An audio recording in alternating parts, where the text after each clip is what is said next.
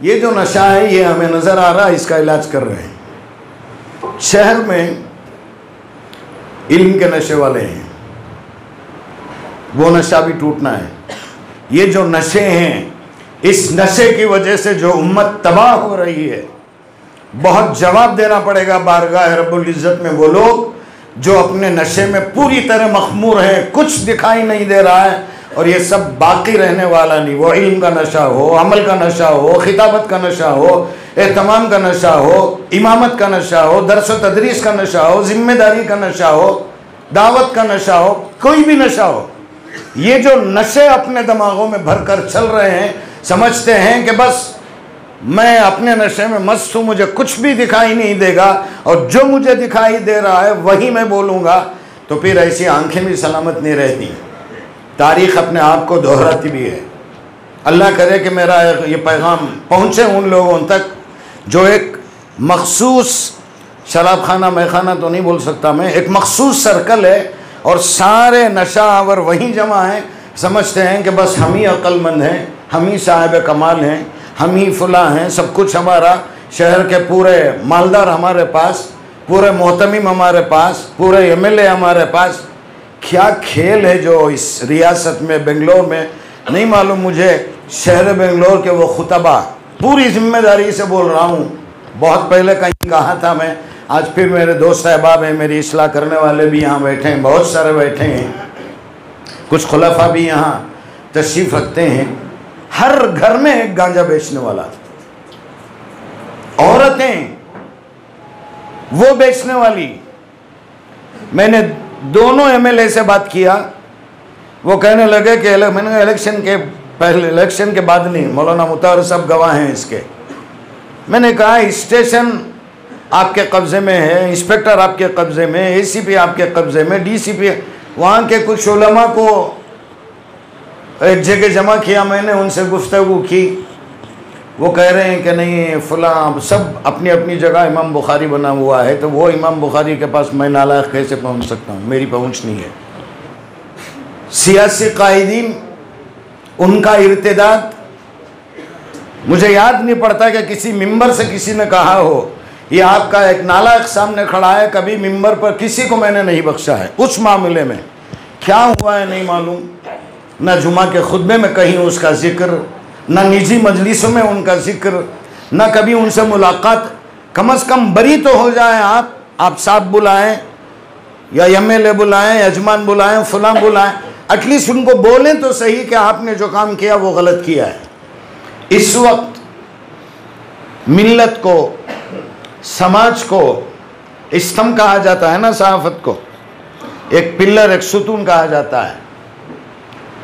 मुझे अजीज़ बर्नी का एक जुमला याद आ रहा है, पूरी दुनिया और दुनिया के बाअसर बारुसूक अफराद माल बन जाएं, माल तिजारत, तो उसे वही आदमी खरीद सकता है जिसकी जेब में पैसे होते हैं। उस दौर से ऑलरेडी हम गुज़र रहे हैं।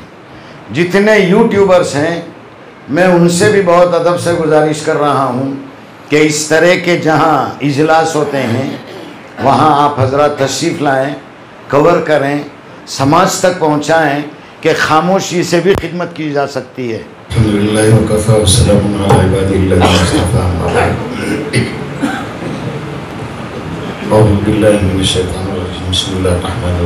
अल्लाहुम्मा सल्ली अला सय्यिदिना मुहम्मद व अला आलि सय्यिदिना मुहम्मद। मुअज़्ज़ज़ मुस्तनद मुवक्कर हज़रत उलमाए किराम, अइम्माए इज़ाम और मिल्लत की नफ्स टटोलने वाले हज़रत खुतबाए किराम, इस वक्त जिन उलमाए किराम ने इजहार ख्याल फरमाया, मैं समझता हूँ कि उसके बाद फिर गुंजाइश नहीं है। एक अजीब कैफियत है ज़हनी और क़ल्बी, बहुत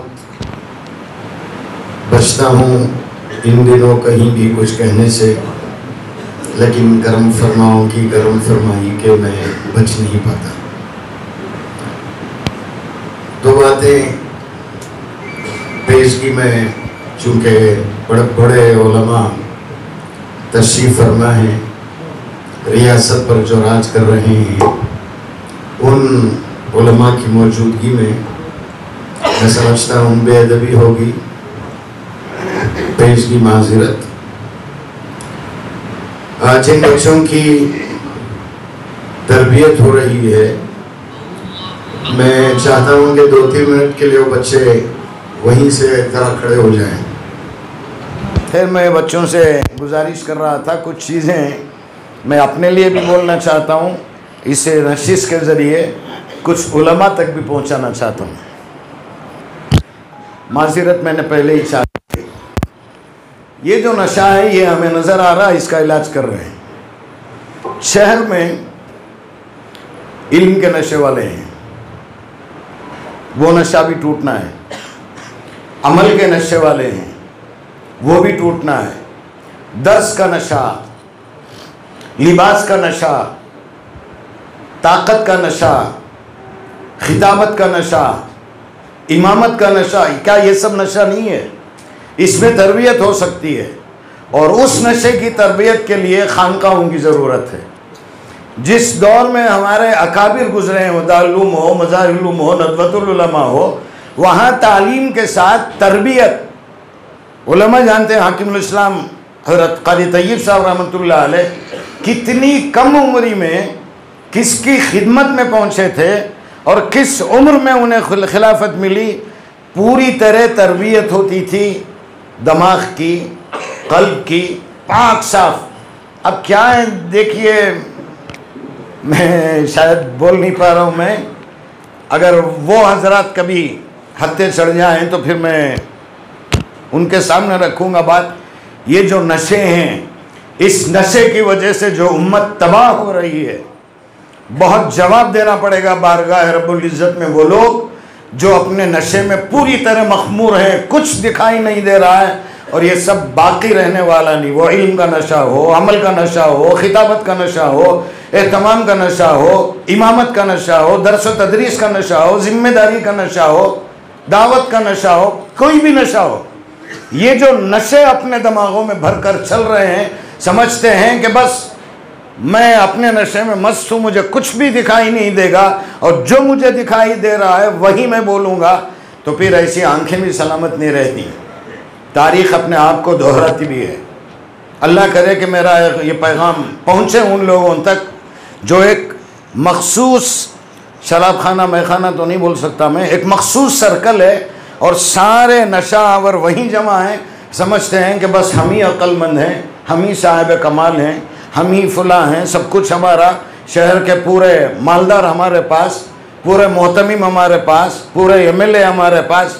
क्या खेल है जो इस रियासत में, बेंगलोर में, नहीं मालूम मुझे, शहर बेंगलोर के वो खुतबा, पूरी जिम्मेदारी से बोल रहा हूँ, बहुत पहले कहीं कहा था मैं, आज फिर मेरे दोस्त अहबाब हैं, मेरी इस्लाह करने वाले भी यहाँ बैठे हैं, बहुत सारे बैठे हैं, कुछ खुलफा भी यहाँ तशरीफ़ रखते हैं।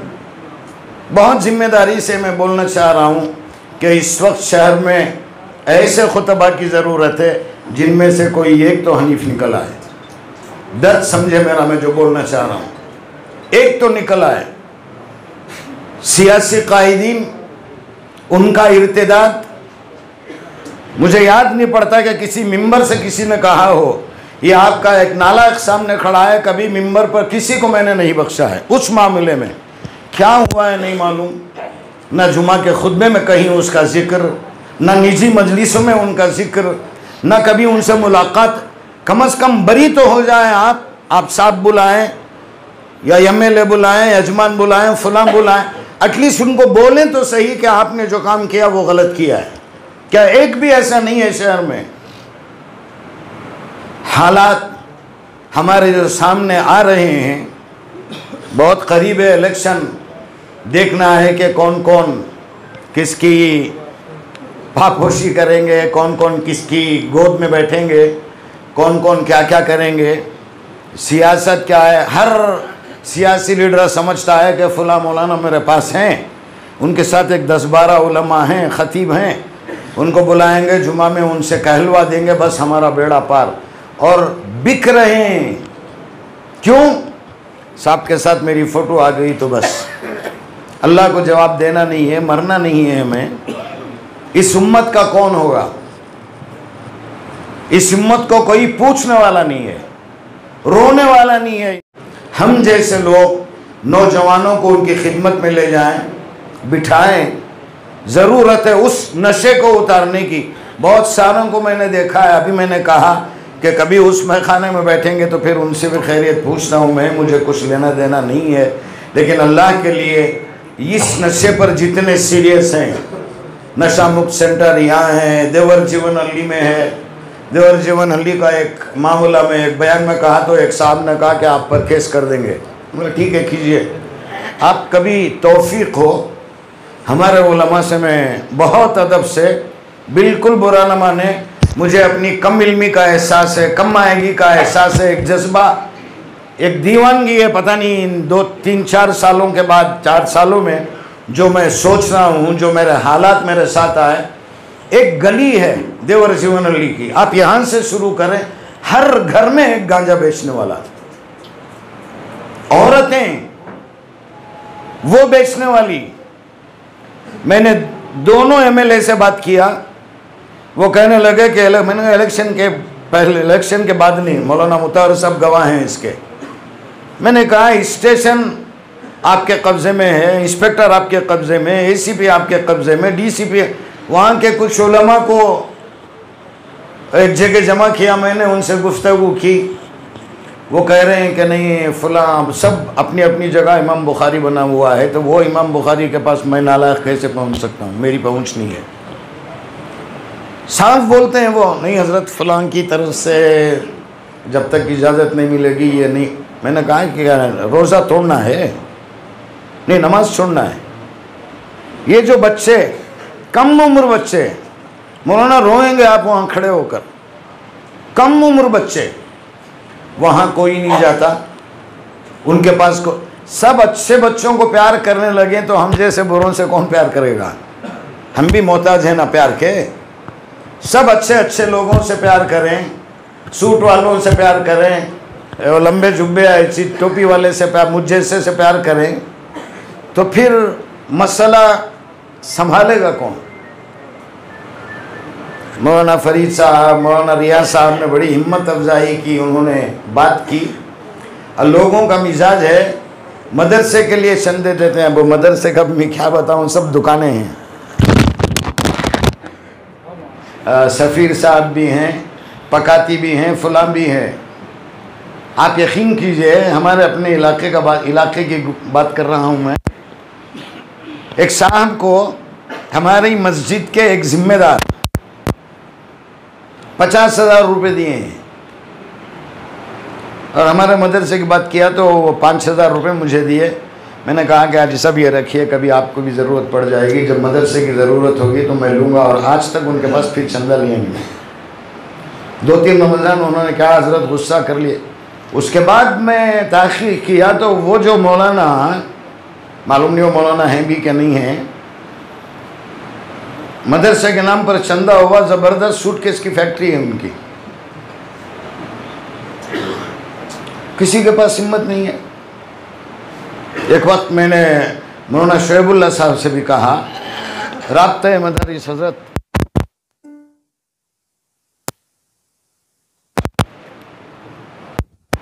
राब्ता मदारिस वक्फ बोर्ड को अपने एतमाद में लेकर, उस इलाके के पुलिस स्टेशन को साथ लेकर, या वहाँ की सियासी क़ियादत को लेकर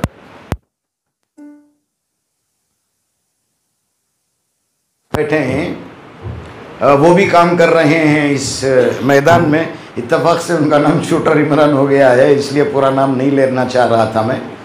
वहाँ उस इलाके में जिन लोगों का दबदबा होता है, अब जिनका दबदबा होता है उसे लोग रौड़ी बोलते हैं, खैर रौड़ी बोले कुछ भी बोले, वैसे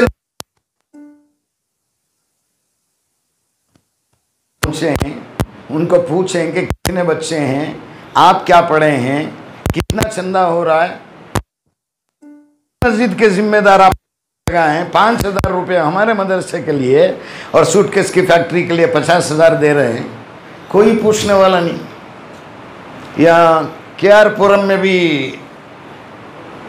खैर जाने दीजिए, छोड़िए अब कहाँ की गुफ्तगू करूँ मैं। ये मदारिस, ये सब धोखे चल रहे हैं। ऐसे जो सेंटर से ये जो काम हो रहा है, यहाँ दिख रहा है छोटा, लेकिन इनको संभालना, उनकी तरबियत, अरे जिन बच्चों की तरबियत माँ बाप नहीं कर पा रहे हैं, उनको लाकर ये टीम काम कर रही है। शहर में कितने इदारे हैं, ज़रा इदारे वाले भी मेरे से बहुत नाराज़ हैं, क्या बहुत ख़राब बोला होती तुम्हें, बोलते हैं मुझे। खैर चलिए, प्यार से बोलता लिए बगैर, कम से कम ऐसे काम करने वालों को बुलाकर इनको भी एक एजाज़ दीजिए, कम से कम 150 रुपये का तोहरा ही दे दीजिए ना।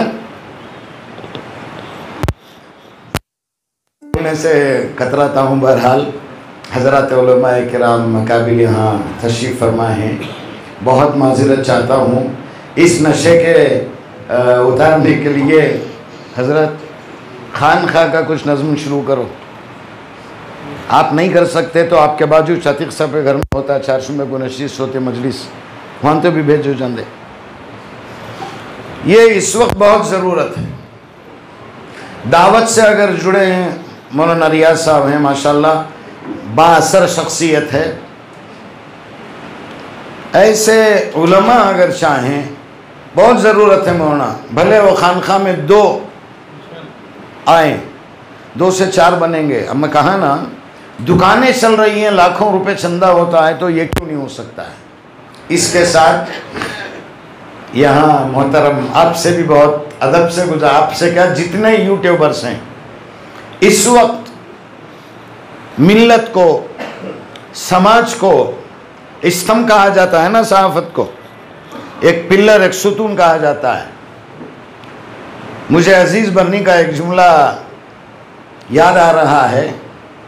पूरी दुनिया और दुनिया के बाअसर बारुसूक अफराद माल बन जाएं, माल तिजारत, तो उसे वही आदमी खरीद सकता है जिसकी जेब में पैसे होते हैं। उस दौर से ऑलरेडी हम गुजर रहे हैं।